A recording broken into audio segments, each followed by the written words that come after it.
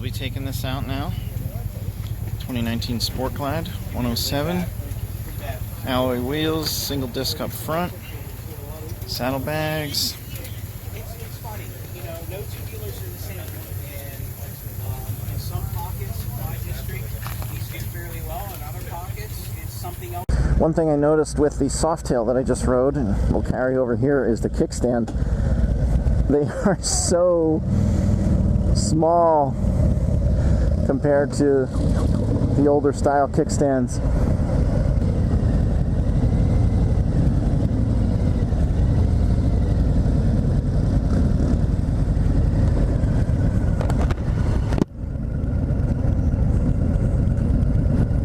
Okay, so the Sport Glide, also the Softail frame. This one has 1,700 miles on it. This is not a professional review or anything. It's just my impressions, test riding it. My name's Dave. I've been riding Harleys for a little over 3 years. Got about 30,000 miles in the seat, and I love these things. I rode a Sportster for a few years. I have a 2014 Dyna Lowrider right now. So those are the things that I use as my benchmarks. This one has a little mini fairing on the front there over the headlight. On this test ride, you know, it's an escorted ride, so I'm going to be somewhat limited in what I can do. This one has pegs, not floorboards. The riding position, I'm 6 feet tall. I don't know what these are considered. I apologize. I believe they are mid-forward or something to that effect. They're not full out, like really far, but they're definitely a little further forward than mid-controls. They feel good. It's a nice riding position. I personally prefer forward controls, so the way it feels, I would be comfortable with. I've ridden a number of bikes with the Milwaukee 8 engine. It's nice and smooth. The power is ridiculous.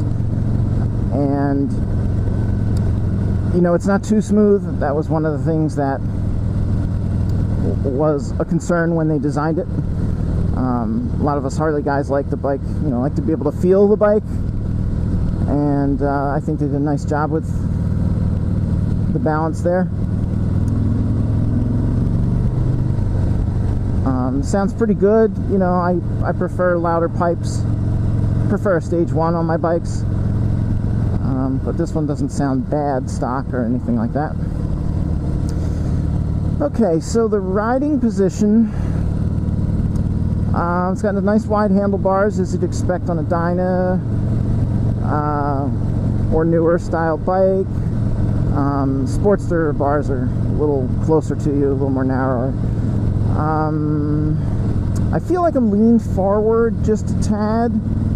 I'm not sure if that's because the handlebars are maybe a little further forward or if it's the seat. You know, just a little different compared to the Softail Deluxe that I just rode. I suppose you could say this is, it just feels like a little more, well, it's a Sport Glide, a little more sporty of a position, if that makes any sense. I wouldn't call it an aggressive position because of the foot controls being a little further forward, but just feels a little different. You know, it's going to be subjective to each person, depending on your size and height and everything. Okay, so we're on a country road here. You know, bike leans real nice.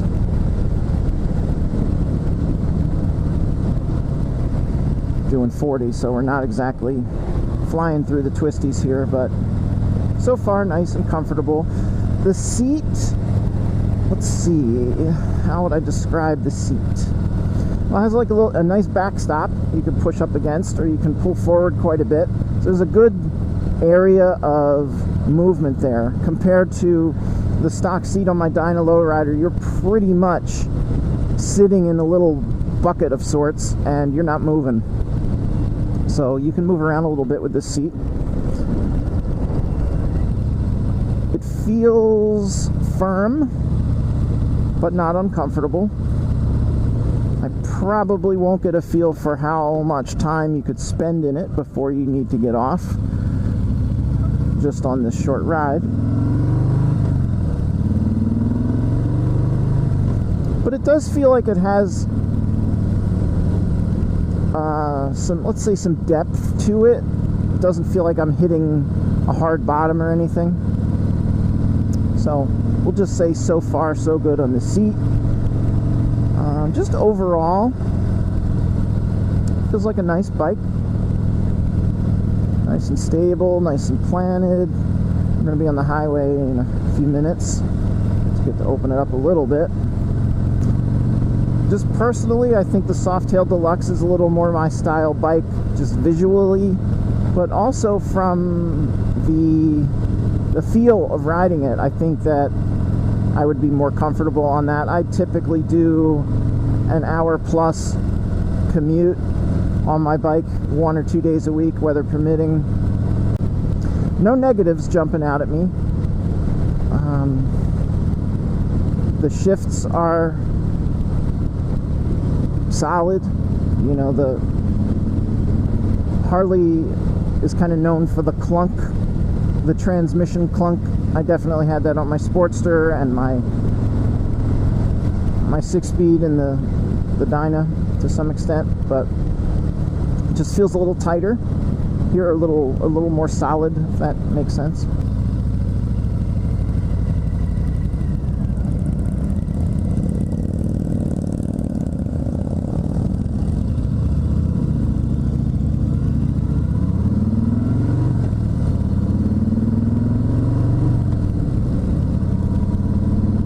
On these escorted rides, I like to hang back a little bit if I can, and on these escorted rides, I like to hang back a little bit if I can, give myself a little room to experiment, but there's only so much you can do there. I'll give you a little look at the bike. Not a whole lot to see when you look down. When we get on the highway, I'll get a little feel for how this little mini fairing thing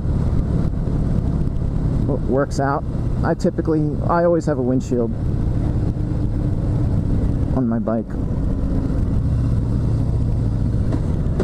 I pull it off a couple times a year just to have that experience.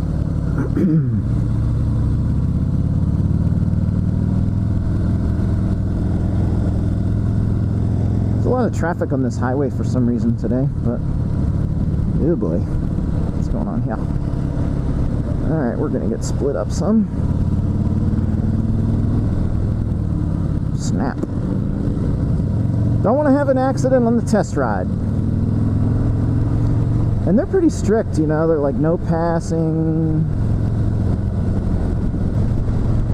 Well, it looks like 55 is about as fast as we're going to go out here, which is pretty disappointing. I can't really give you much feedback on this mini fairing. Obviously still have wind hitting. The wind is hitting from my collarbone area and my shoulders. That pretty much feels like where it's hitting. I don't feel any buffeting on my helmet or anything. It feels okay. I'm not sure what it's supposed to do. It does take air off the center of the chest. Just seems to kind of concentrate it right in the shoulder area for me. If you're a little shorter, it might be a problem. So this feels like you could have a lot of fun with it.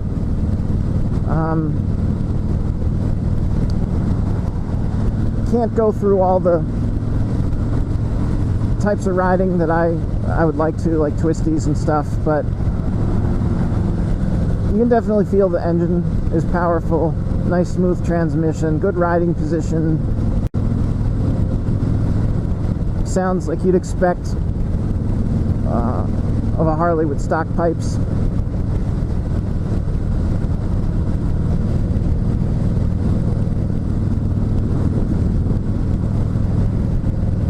got some digital, little digital LCD on the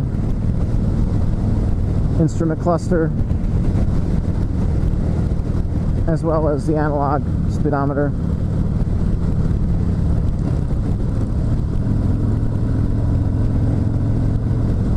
One thing I do like on bikes is alloy wheels. Unfortunately, most of the bikes that I've had have spokes. My current one has spokes up and back, which I just prefer to have cast wheels. But I like the look of the wheels on this bike. Mirrors are in a nice position.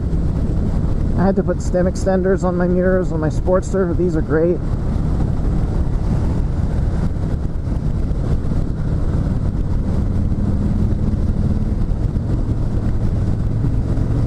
I'm doing 60. I believe I'm in fifth gear. There's a gear indicator there. This definitely has some power. You can take these up to nice cruising speed and not have to worry about winding out the RPMs.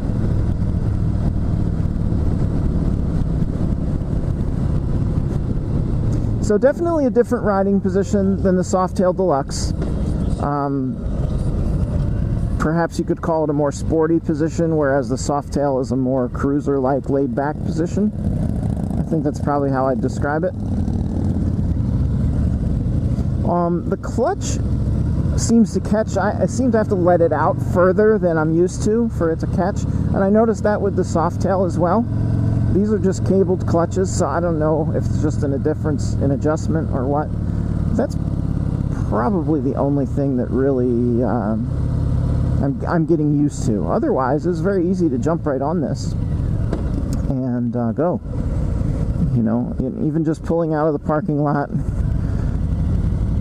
going parking lot speed, it's very comfortable. I feel like I could do a U-turn with this if I needed. So that is my take on the Sport Glide. I hope you enjoyed it. Thanks for watching.